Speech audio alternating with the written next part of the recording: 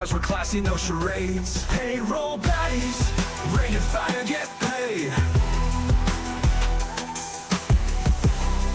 Welcome to the Payroll BADIes podcast. Welcome to our existing listeners and to some of our new listeners. We're very excited today to come to you with our guest today, which we're going to introduce in just a bit. Before that, just a little bit about us for the new listeners. Again, we're the Payroll BADIes, and we're about just shining a light on all the baddies out there who are making sure people get paid. Again, with a little bit bias with SAP Payroll, and if you don't like it, you know where the next button is. So get out of here.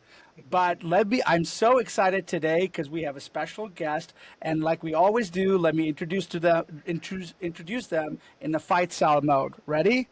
Yes. Hailing from Atlanta, Georgia, the Chief Payroll Champion, Market Analyst Extraordinaire, Global Payroll Guru, Trusted Advisor to the Payroll Stars, the man who spent more time thinking about payroll than most of us spend sleeping, the man, the myth, the legend, the baddie, Pete Tiliakos. Let's give it up. Let's give it up. Welcome to the podcast, brother. That's the most amazing welcome I think I've ever had anywhere. We like our guests to be very welcome, Pete. Thank you for being here. I want to take my shirt off and weigh in now. God damn, dude. You got me fired up, man. I mean, in this outfit, dude, right now, I am so clean, I'm dirty. I'm so clean, I'm dirty right now. And this, man, what's up? This is a privilege. I'm so happy to be here. ATL. That's great, Pete. Right. That's right. Pete, from the ATL. Why don't you give us a little bit of intro about yourself for our listeners? Yeah. Well, look, I'm Pete Tiliakos, as you mentioned. I am a longtime payroll practitioner and HR practitioner. I came up I actually started my career, believe it or not, I was telling my wife this the other day, I've been in HR and payroll transformation since I was 18 years old. Wow. I started my career in the Marines. I thought I was gonna go do Marine stuff in the first Gulf War. And as often happens, the Marine Corps had a completely different plan for me. And you like to say, you don't always get the career you want, you get the career that you need or they need. And so I got stationed on Parris Island of all places, right? I went to boot camp. I went to combat training in North Carolina. I did all the Marine stuff. Went to admin school, and I came back and I got stationed at the day it opened. I have a plaque on my wall.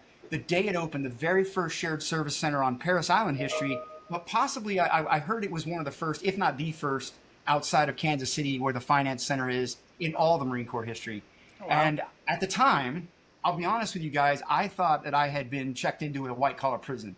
I thought that, I'm 18, 19, I thought, man, I'm going to be traveling the world, we're going to be doing Marine stuff, this is going to be so much fun. And like I said, I ended up behind a desk auditing HR data, what is ultimately HR and payroll data, for the next 3.5 years in what I thought was a white-collar prison.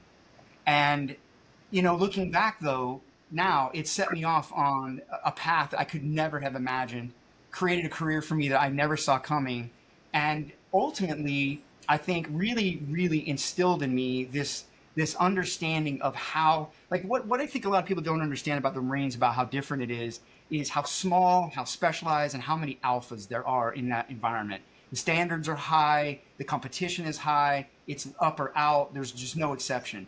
And every data point in your record is the difference between you competing with the guy next to you or the girl next to you for that promotion or that thing, right? Or taking care of your family back home.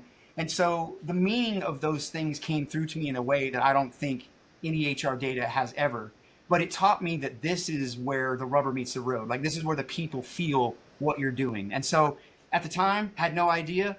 And I get out of the military after 4 years. I was kind of jaded. I didn't really go anywhere. And I thought, what the hell is this that I'm doing? Again, white-collar prison, I don't know. So I get out, right? I learned a lot, but I got out and I just happened to go home to Florida. And I go to work for the largest PEO in the United States, just by accident, right? And for the next 6 years, I learned HR and payroll and benefits at scale. And I'm helping companies of all sizes, mostly smaller mid-market companies. We even helped Red Bull back in the day when they came to America. I remember that. Wow. And so it became what is now TriNet. Ultimately, the company Staff Leasing that I worked with, it was one of the first PEOs in America. And I learned an immense amount. Well, at the age of what turned out to be about 28 or 29, I found myself working at the Walt Disney Company in their shared service center they were building. It's still down the road from where we just did the Paycon in Celebration, Florida. And I helped them build that shared service center and bring a ton of work into that shared service center. And you'll love this. We put about $250 million worth of SAP software in that company across everything from HR to procurement to time and attendance. Well, time and attendance actually came later, but literally everything, travel and entertainment. The company really went all in on that. And so we helped build that shared service center around that.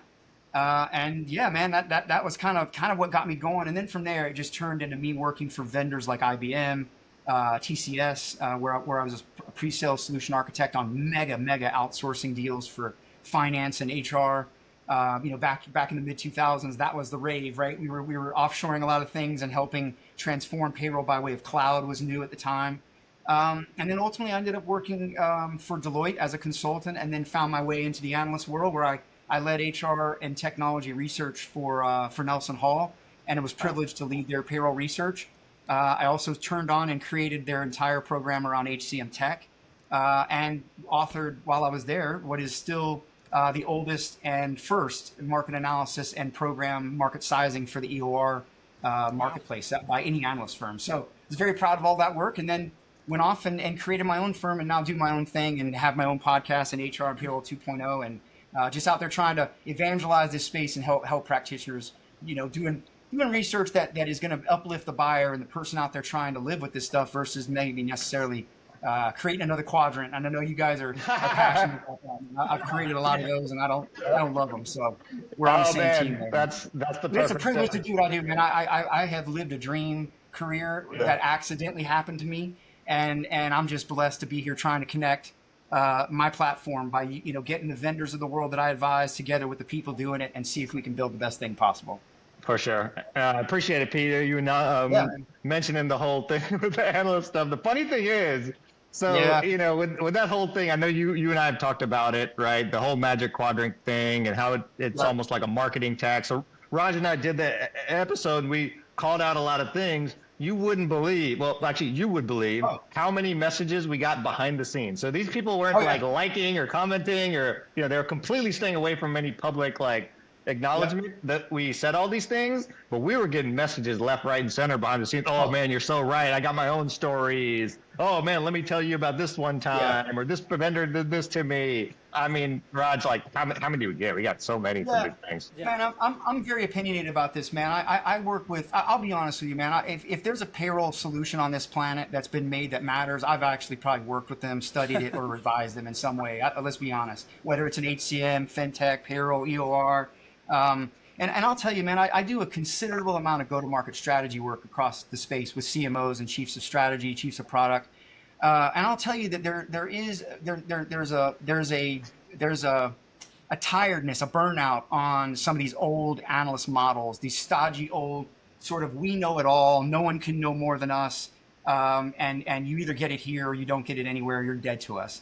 And I think what's happened is that for the big firms, it's become marketing tax, right? You want to be a part of our world, you want to be in our ecosystem and recognized, then you've got to pay. You've got to pay. Now, I wouldn't say that's pay to play. I'm just saying that there's an irrelevance sometimes to vendors who don't engage analyst firms and bigger firms, and there's a truth to that. In if you're not there, you're not there. But there's also a certain amount of pay us or you're irrelevant, right? All right. And I think that creates the connotation of this pay-to-play world. And the problem that I have with Quadrants is look, they served a purpose, I feel like, for a period of time. But I think the problem that with them is it serves primarily the vendor. It's marketing, right? It doesn't necessarily set the buyer up to make the best decision for their unique use cases and their unique strategy and trajectory. And what I always like to tell people, because I'll say this, the most asked question of an analyst that we get asked, it happens by everybody. What is the best, fill in the blank, and you can add the lane you want, whatever that is. And I always stop them and tell them there's no right answer. And if anyone gives you that answer, it's probably not right either. Because you can't buy off of what is the best. It's got to be what's best for you. So my feedback is listen, all of those firms are very well and reputable firms. I have the utmost respect for all of my peers in the HR space. my buddy Holger over at Constellation, right? Stacia over at Red Thread, Stacy over at Sapient, the guys at Gartner, right? John Kay, well, John Kay's moved on, but Ron Hanscom, all of those folks are great folks. Sure. They're brilliant. But one of the problems is they're constrained by a model that sets these lanes that don't necessarily serve every buyer or every vendor. And so how do you get buyer and vendor to come together when they're looking for each other but looking past each other? And I think part of the problem are these quadrants. And I think what I try to tell buyers is, you got to think about what's best for you, but you need to use many sources of input. You should be listening to sourcing advisors. You should be listening to folks like me. You should be listening to Gartner. You should be listening to the vendor to some extent. You've got to take a lot of these things together and in context, make a decision for what's best for you. The problem, though, that I have, I'll just finish with this. The problem that I have with the big analyst firm model is in the way that it's outdated is it really is, in my opinion, very harmful to younger, smaller, up-and-coming providers, right? Their budgets get absolutely wiped out by trying to play with these bigger analyst firms that, yes, eventually maybe they will need to be involved with. But I think the idea of coming in and absolutely destroying a vendor's budget and locking them down to one thing is really, really awful. And I think that's where this marketing tax connotation comes in. And I think there's a lot of CMOs and chiefs of products that are stepping back from these stodgy old ways of doing things and saying, well, are there more agile, faster moving, forward looking opportunities for us to gain market intelligence through other lenses than just the stodgy analyst firm? So my approach to all this is I try to be an open analyst. I try to say, I don't know it all. I know you don't know it all. Let's admit that and meet in the middle, and 1 + 1 can equal 3, and we can do the best thing for the market, and ultimately we can both win. And so I do try to collaborate and have with some of my peers behind the scenes, but the bigger firms, they don't play like that. But I think that they're going through transitions too, right? Their models are shifting, and I think this is part of it. Is this type of research and still does have a quality place, but it's not the only thing. And I think in the past it's been the only thing. So Pete, Sure. Pete, there's a lot of our listeners are practitioners. They're out making these decisions or thinking about, the next time to re-up on technology. Yeah. What advice would you give them, as they look forward and like maybe from their IT department, they're getting these reports sent over from some of the bigger firms or even the second tier firms, and they're confused because a lot of the categories are identically named. They have international or global in both, in multiple categories. Which has the best color, all that too. So. Yeah. So it's just very confusing. What's your advice to them? Yeah. So what I would say is I would tell buyers out there on a journey, look, a lot of them are multi-generation at this point, right? Particularly with HR outsourcing and services. A lot of these folks have done this before, right? They've been burned or they've learned, whatever. My opinion is look at multiple sources of information. You should really be what you really ought to be listening to is the customers of the solutions that you're considering, right? First of all, to get to those solutions that are right for you, I think use the quadrants, but also listen to maybe podcasts and analysts and other firms that are putting out content around emerging solutions that might be coming into place. Because one of the things I've seen competitive bids where the quadrant folks didn't win. Someone completely not on a quadrant that no one would have ever thought of was ideal for that customer's situation, and they won. And I think that opportunity, unfortunately, is going to come by way of good marketing.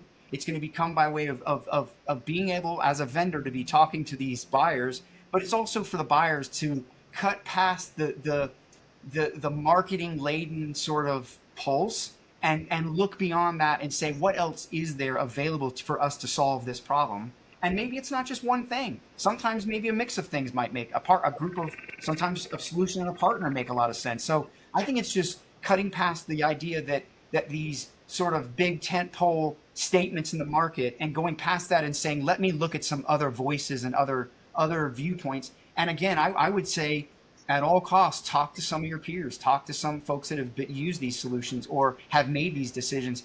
You're not the only CHRO, CIO, CTO, whatever, CFO going through this. Ask your CFO friends, what did you pick? Where did you guys land? Why? What was that like? And you might find them say, hey, well, we actually landed over in zone A when everybody else was over looking at zone Z, right? And we picked something else. So I think it's about using the full 360-degree lens of all that's available to you to make that decision. Absolutely. Yeah.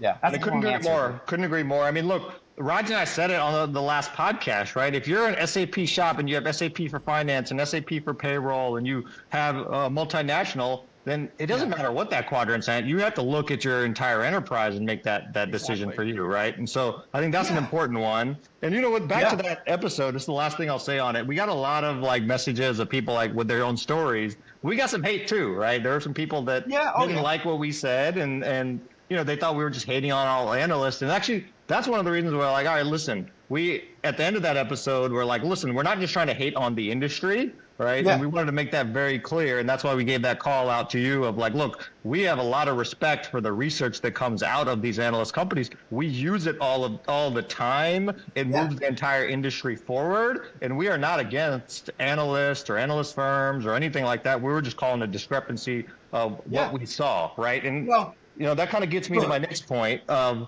the work you're doing. Let me just say this real quick. You got to understand, there is an entire economy. I call it the quadrant economy that revolves around this. Consultants and, you know, AR specialists and, you know, the IIAR, right? There's just all of this that is around that make money off of that, right? And I understand. But my point is, and I think you're right. There's a lot of, it's not, analysts are misunderstood as it is. I think there's a lot of firms that are they have not matured to the idea that they should be talking to analysts, even just briefing them, right?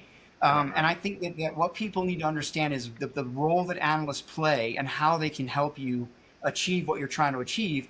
And again, remember, that those people coming at you are, look, I'll just tell you, man, my inbox, the last time I said something about this was months ago. There was a post by someone at the IIAR, I think it was, or something like that about how Forrester's revenues were declining. And I commented about this whole, you know, exactly what I just talked about.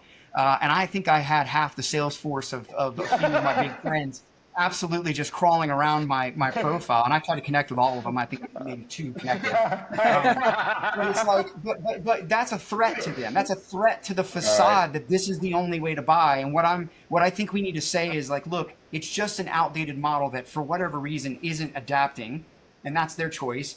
But you need to understand that there are lots of other great solutions in the marketplace that you need to be aware of and seek out. And some of that's going to have to be work you have to do to find them and really make a good decision, because are you necessarily getting all the options on that menu? So let's talk about that and talk about payroll. I know you're working on the finishing touches of your payroll survey. We talked about it previously in an episode, calling attention and asking people to fill it out. Any sneak previews or tidbits you can kind of give to our listeners before the full thing drops? Yeah, let's talk about what it is first. So the Payroll Profession Confidence Index, it's an annual survey that we're running. And this is very unique research, unlike anything you've ever seen. Fundamentally, everything in the marketplace has 2 themes. It's either lead gen led, meaning what do you have, what can we sell you, tech, right? Tech's the only answer. And the other one is you see a lot of them come out around, a lot of research comes out around payroll, around ROI being oriented purely on a cost takeout or a headcount reduction, which is, sure, that's what you want. You certainly want to have those improvements around any sort of digital investment, but that's not where we ought to be focusing with HR or payroll right now, is trying to strip heads. We really ought to be trying to elevate expertise, right? But that's a different topic. So what we do with this research is very different for multiple reasons. One, we do not focus on all those, you know, how many people do you have and how many employees are you paying? What's your ratio? There are a million of those out there. There's plenty of research that'll tell you all you want to know about those operational benchmarks. What we're trying to do is go beyond that and go into the sentiment, the value enablement, and the relationships and the success factors, no pun intended, for the outcomes of a strategic payroll operation, right? So we have for years fundamentally done nothing but tell them it's tech. You just need tech. Make a tech investment, payroll's transformed, game over, move on to the next thing. That is not the case. And what we're trying to prove by not asking about tech and saying, we do ask one tech question. We ask, what are the top digital enablers that are empowering you and your operations? But we're more importantly asking about how they're feeling. How do they, what's your sentiment towards technology? How are you respected in your organizations? How are you being engaged? who do you have? What are your relationships like with HR? What are your relationships with your executives? What are your relationships with legal? How do you derive value? And what are the value factors in when you are deriving more value? Where are they coming from? Is it the relationship? Is it the investment? Is it, what is it? So we're really trying to go beyond the standard sort of research. And more importantly, this research is entirely anonymous. It's entirely untethered from any sponsorship, and there is no data given to any vendor. We anonymize this and put it out in the market. So year 2, right? Year 1, we hit about 700 and maybe 50 or so people, Nice. 26 or 7 countries. This year, I think we only hit about maybe 650, but we went to 31 countries, and we elevated a number of those, right? So we got more. Africa had a good turnout. Asia has got a good turnout. We did really well. So this is I believe, one of the best samples of the global payroll community at the sentiment level to understand how they're feeling, right? Now, you'd ask, what did I learn? Well, there's probably 3 key things that I think I've learned this year. Some of it is not new, some of it is. I think the first thing is that the optimism and the engagement with AI has definitely popped, right? Where last year was a little bit lower and RPA and workflow automation was higher, AI jumped up, but workflow automation and RPA stayed up there, right? They're fundamentally got their eye on this, and the cautious optimism is kind of like everybody. There's got to be a trust factor around, can this thing actually perform to the dollar, to the penny, the way I do, and can I trust it? So trust, I think, is a major part of this. Okay. I think the conundrum is that there's this opportunity with innovation, but there's still this suppression of respect, right? And here's the disheartening thing that's got to stop. And this shit has to stop. One of the problems, and I'm going to play some of this back soon in this, is what's very concerning to me is that HR shows as one of the better, probably the best rated relationship that payroll has with the rest of your entities, right? Executive leaders is quite low, which we still have to work on. And I believe as you rate, we have data that shows as that number goes up with your executives, so too does the ROI and the outcomes, right? The problem is when you read across the qualitative data about the relationship with HR, it's incredibly abusive. They're very demeaning.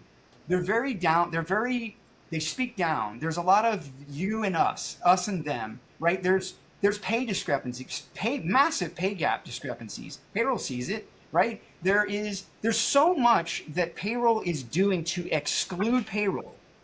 Ironically, as a group of people who are there to be inclusive and figure out a way to make the culture healthy. They have a toxic, abusive relationship with payroll, and that shit has to end. It has to end because it's being projected upward. And good news is that we have a lot more executives that are nurturing payroll and stepping up, going, I will take this under my wing, or championing payroll, that are meaning payroll's voice is getting louder and louder. And there's real work being done to actually change it. I'll be happy to talk to you about what's going on in Australia around this.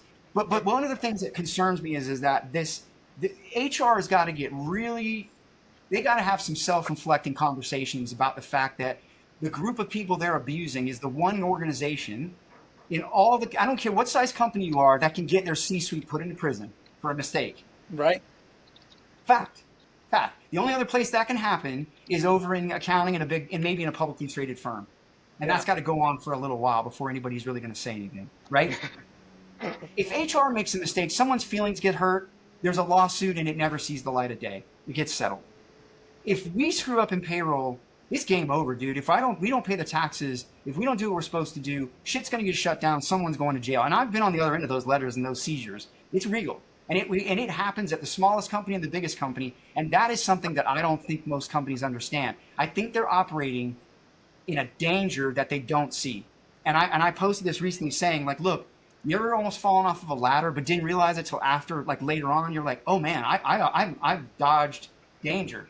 That is what I just don't believe companies understand about HR and payroll right now, that if you're not doing it right, if you're not doing it at least with good intent and effort, you could get knocked out any minute, and it's going to be devastating if you do. So, Pete, let me bring these two things together, because I think you're touching on some pretty potent stuff here. You have this 5 pillars of payroll excellence, and I brought it up on an episode 3 or 4 episodes ago, one of our episodes. Yeah. And I tell you what, it's super helpful for us when we're talking to our customers, because they want to know, don't, everybody talks about the future of payroll, but how do I get there, right? And these are pillars that you build, right? So, all of our listeners, or most of our listeners anyways, have a very strong compliance-oriented center of excellence, that core payroll battleship, if you will, that's SAP payroll, right? So let's leave that one, that core first pillar aside. What are the other four pillars are going to help keep the payroll person from getting shit on if that's what's happening by their HR team? Yeah. So look, the 5 pillars are essentially my point of view on, and I would argue that it's probably one of only few frameworks in the market. There's a lot of people that talk, but nobody's got a point of view, right? I have a point of view because I've lived it, and I want to see it change. And one of the problems that I have with HR and payroll is we whip them and we say, be more strategic. Right. What the hell does that even mean, right? It's like, what does that mean? Win, you know what I mean? Like, what does winning even look like? So I said, well, what should payroll be producing as a strategic value output? And that's where the 5 pillars came from. It's rooted in exactly that. Compliance center of expertise. And that's the thing that most people know payroll for, but don't respect them for. And that's the start, right? Being a compliance center of expertise, keeping an orb around the business to protect them along the way, right? Then it becomes, now there's also the modern, facilitating the modern pay experience. That's the second one. That pay experience is so much more than payroll, but payroll is ultimately the facilitator and the face. They're the point man through the door, right? And that includes total comp, equity, inclusiveness of the equity, transparency of that, the ability for me to choose when I'm paid, the ability for me to have financial wellness learning and capabilities, and just the fundamental experience around my pay, right? Not payroll, but pay. Right. Payroll has to be the stewards of that. Then I think it's also about helping the company navigate talent access anywhere. You've got to be able, again, back to that compliance center of expertise, the company has to work, legal, payroll, HR has to work in lockstep when the company says, we've got to go get a resource somewhere, or we want to be somewhere tomorrow. Agility. How do we do that, right? Maybe that's mergers, maybe that's whatever. That's where payroll can be a facilitator of that part of it as well, part of the business as well. And then there's the 2 pieces that I think are the most valuable and the most org agility driven. And that is, 1, being a consultant to the business, right? Being a strategic advisor, being Deloitte to your business to be able to have them knock on your door and say, hey, I want to do this. What does this mean? What should we be thinking about? Proactive engagement, right? Using payroll's data in concert with other data to then pair that and try and predict and see around the next corner. And that's the 5th pillar, and that's enabling org agility. But payroll's got to have the infrastructure of people, process, and tech, and investment and invested leaders. That's another thing we test in our research. How well are the leaders investing in you? But more importantly, are they invested, right? It's one thing to put money down on the table. It's another thing to actually reach across the aisle, so to speak, and pull you in and say, let me champion you, help me, help me, help you, help me. And so I think that org agility part of it is what the outcome is of those other 4 pillars working in concert for payroll to be able to deliver all that. And so one of the things we're doing now with the PPCI is we published that POV last year. Now this year we're measuring it. How well is the payrolls of the world actually performing this? And it's very, very low. But we are coming across some great examples and some stellar stories out there that I think are really cool. We're bringing them to our podcast. That's great. Yeah. And Pete, so one, you've been dropping some amazing insights and knowledge to the audience. So I love that. Earlier, you're talking about some crazy shit around payroll with like all the things you've seen, right? You've had an amazing career. You've seen it all the space that we're in, right? You've been a leader and responsible for multiple orgs, and you also work for different multinational vendors, right? Yeah. So we're curious about it. I'm sure our audience is also curious about, like, what's the biggest nightmare story that you've seen in payroll that may or may not have made the news? That's my line, man. That's my line, bro. What? Come on, man. No. All right. So look, I'll just tell you this story. And actually, this one I don't think was actually, well, okay, let me explain how Hollywood works, right? So most of Hollywood, they are not necessarily employees in the same construct that you and I would understand, right? So for example, I did some work with Warner Brothers once, and a great example was, say, George Clooney. George Clooney might be a director, a writer, a production company, not George Clooney, but whatever Smokehouse production or whatever he has, where he might have done something else, right? And he could also be an employee of the studio in some roundabout way. So you might have George Clooney in the system multiple ways, none of which are actually standard employees, and a lot of which are tied to a union with a health and welfare requirement, and then ultimately some various different calculations for what they were doing from a time and attendance type perspective, right? So we could be cutting checks, to people who aren't employees, but we're processing it through payroll because there are ramifications for taxes and things we have to treat as that, right? So in Hollywood, you have this sort of weird blend of, I've been telling the vendors for years, if you want to know how to solution for the gig economy, you need to go to the back lot of Hollywood. I actually think that's the future of work. We could talk about that another day. But anyway, the point is we were converting everything to SAP, right? And this is not a knock on SAP. There were, we were going through all of our testing and conversions and whatever. And long story short, a 1 penny check came out to, I think it was Jimmy Kimmel himself, right? Yeah, whatever. It was like a residual or something. So it might have actually been accurate for whatever reason. It was just a penny, right? The point is it probably cost more than 10x to get that penny printed, but it was some anomaly that we didn't count for in testing, whatever. It was just something stupid. Long story short, we of course at Disney, right? Change management. We accompanied everything with a letter, right, to the employee to explain. Well, someone sent out a letter with this 1 penny check, or after the 1 penny check, to explain it, and it was just riddled with acronyms from our project. Okay, Jimmy Kimmel, you can probably find this. Jimmy Kimmel goes online or goes on the show. He's new. This is a new show now. I'm talking maybe year one or two of his show. Okay. Yep. He goes on and he reads the letter and he talks about it, and he basically says, "I'm pretty sure that the Disney company is deploying SAP to weed out the stupid people." It was the worst nightmare. For us, it was just like worst nightmare, right? Worst advertising. Keep in mind, we're going through a shared services bill where we're taking power and control away from all these entities who had long had power and control over their own HR and payroll. And all the while, Enron had happened. So now we had something called management audit that everyone's head was spinning. So we were the absolute devil already, right? So, God. I mean, quickly, we showed our value very quickly. And that's a whole other conversation we could have around how we turn people on to stakeholders investing, going, hey, let's do more by way of data, right? Showing data.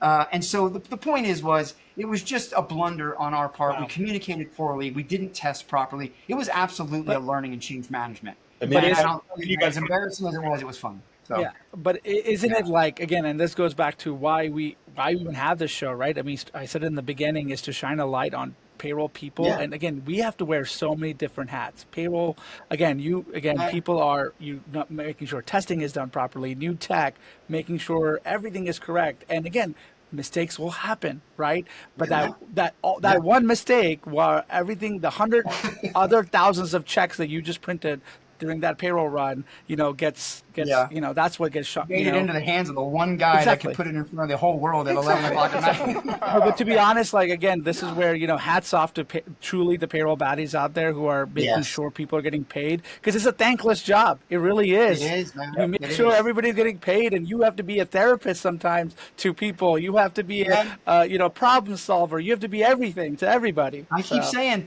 payroll leaders and HR leaders are business leaders that happen to sit in payroll and HR, and they are some of the best mental athletes in the entire organization. Payroll especially runs laps around HR. They have to know everything about HR's processes backwards and forwards. And they absolutely probably know more about the business than people give them credit for, just because they've got their finger on I mean, think about it. Every people decision in the business, in any business, big or small, ends up in payroll's doorstep, right? One way or the other. 100%. If it involves a human being, it's going to involve them, and I think that's something that we don't get enough credit for. As we're getting closer, again, one of the thoughts that I was thinking about, but everybody told me not to ask you, was which is the best payroll system out there. But again, you know what? I'm not going to ask it because we already know it's SAP Payroll. So we're going to move on to the next question. So with everything you are seeing, you are on the forefront of, you get to talk to all these new tech companies in payroll administrators, payroll professionals. How would you sum up, where do you see the future of this going, both from a tech side, but also from from a services and other side. I know you kind of already mentioned some of this in your index and all this other stuff, but again, to me, one thing that I've always resonated with me, and we do it in our company, is have a chief payroll officer, because we really think that's important. And obviously, we are a payroll services company, but we need that. But to me, I think it's an important role that we could see everywhere else. But really interested to hear your point of view in all this. Well, look, here's my thoughts on this. I have some models on this we could go over, but I think let's break this down from a people, process, and tech perspective, right? Let's start with the people. I think that if you look at, and I have a presentation on this, if you go look at the World Economic Forum, they have a nice quadrant on the skills that organizations are most leaning into over the next 5 years, investing in reskilling. It's all soft. It's all leadership, adaptability, conflict resolution, negotiation, analytic thinking, tech, all of the stuff you'd want in a really good modern day leader, right? It's soft stuff. It's emotional intelligence. When I look at that, when I look at a lot of the things on there, adaptability, attention to detail, it reads like a job description for payroll or HR. I always hired people for attitude and emotional intelligence over their skill. I can teach you payroll. I could teach you HR. I can't teach you to question and negotiate and lead and be creative and think outside the box. Like, those are things that take time to develop. So I think when you look at that, I also think this way about the military as well. The people who have the creativity and have the adaptability and the ability to learn, unlearn, relearn, learn again, those people are payroll and HR leaders all day long. They're going to thrive with AI. They're already intuitive. They're already questioning. They're already used to adaptability. Like, I just think they're really going to thrive. So I think the people are going to be fine if they want to lean into it. You're going to have people who get hit by the bus. That's the way it always is, right? Folks that don't evolve. It's the way it is. Right. Those that want to, and that's why I think you're starting to see, these leaders rise to some higher levels. I just did a podcast recently with Monica Miller that I think is one of the most excellent examples of strategic payroll I've ever seen. She has embedded data scientists. They're talking about multi-million-dollar cost takeouts over years from just leakage, not reducing heads. We're talking leakage from time on a half million person payroll. That's a massive, massive impact they can make. And so she's doing things that I'm writing about as the future already. And there are other payroll leaders getting that. We're starting to see more of that.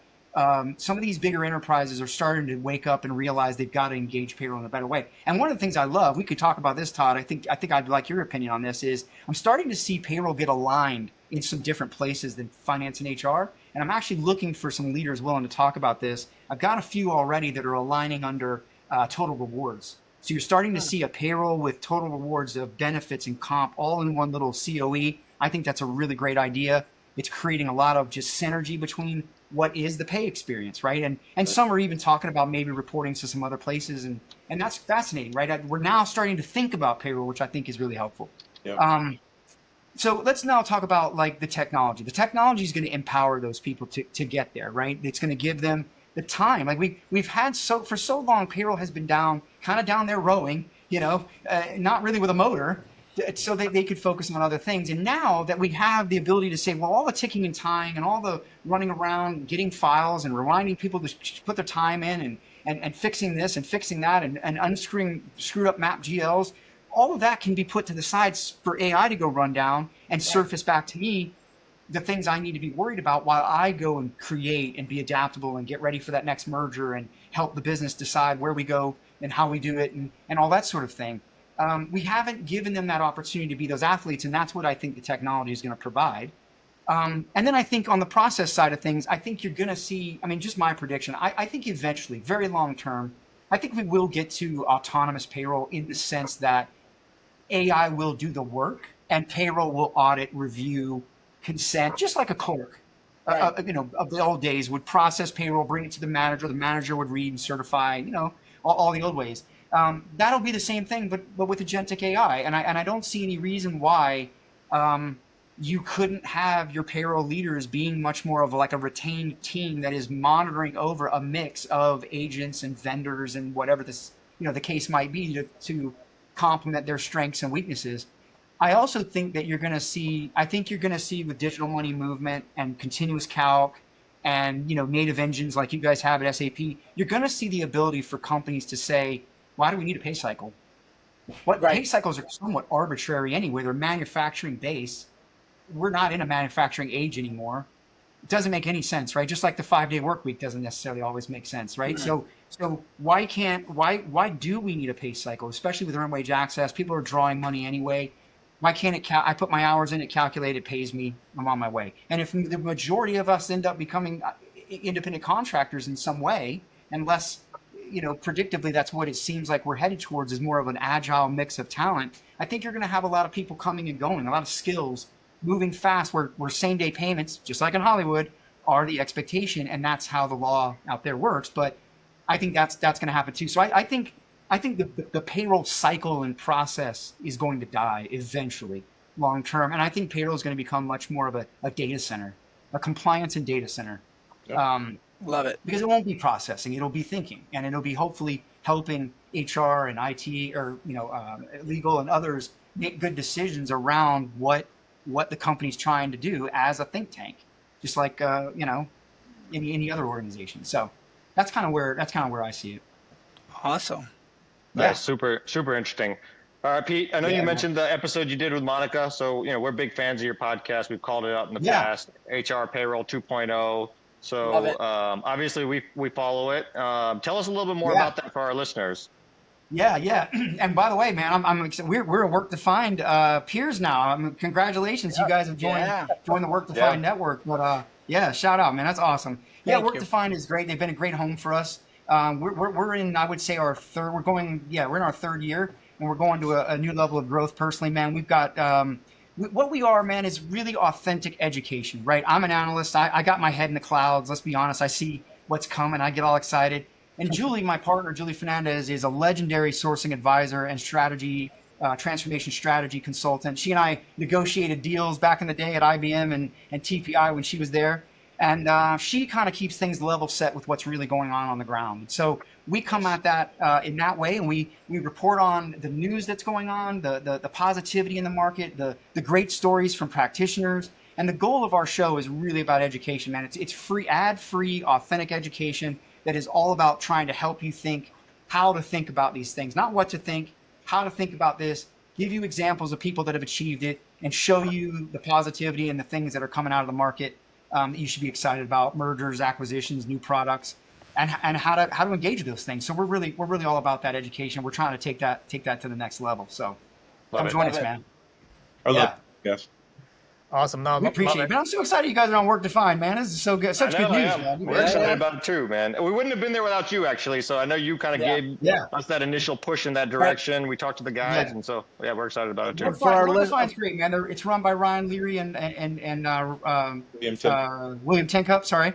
And it's all work related and HR and compliance, just everything, man. So if you've got an interest out there, go check out Work Defined. There's a lot of great peer shows. Most of our listeners may have seen a commercial for another podcast on this podcast for the first time. Probably so. Exactly. Yeah. There's some celebrities on that network, man. Absolutely. It's good stuff. Hey, this was a lot of fun, right? And on behalf of all the Payroll BADIes out there, I want to thank you for coming out and on today's podcast. A lot of good knowledge that you dropped, enlightening our audience. And to your point, we're looking forward to seeing all the collaboration that we're going to do in the future, as well as the findings from the survey. And then to all of our audiences that are listening, watching, right? Be sure to check out, Pete's podcast. One thing I want to call out, some events that are coming up. So SHRM, that's the first one. Next week in San Diego. By the time you guys see this, it may have already happened, depending on when we drop this. But an exciting conference to a lot of things that we talked about earlier. If you guys are looking for peers, right, from a payroll perspective, you want to talk about how other companies are doing and transforming their HR with payroll and everything, right? This is the conference to be at. Get your gold chain. Show up and come get your gold chain. It's going to be there. Sure. Yeah, I'll be there. Daddy. Come see me. Daddy. So I love it. I love it. Everyone, please like, subscribe, LinkedIn, YouTube, we're everywhere. You know where to find us. Thank you so much once again for listening in, and thank you so much once again, Pete. Cheers. Thank you, guys. Appreciate you. Keep doing your thing. Keeping it hype, doing payroll right. We don't need no stripe. Work they calling y'all rock stars, ain't that cute? Day Force, UKG, y'all still in pursuit. Goalie baddies in the game, bringing more to the loop. Yo. Baddies bring the clarity, got clarity in sight. We bring in payroll tech, making it right, spreading the word from S4 to the cloud. Baddies got the vision, making payroll proud. SAP payroll is king, we wearing the crown. Those companies starting with P, y'all know the name. Trying to keep up, but it's not the same. Tech on lock, we automating the flow. No more headaches, we let that payroll glow. Innovating daily, got the future on deck. Payroll baddies, running it, showing respect. So all the payroll baddies, you know who you are. Join the cause, let's take it far. All you baddies out there, it's time to rise. Join the movement, no compromise. Keep your rock stars, we're classy, no charades. Payroll baddies, rain and fire, get paid.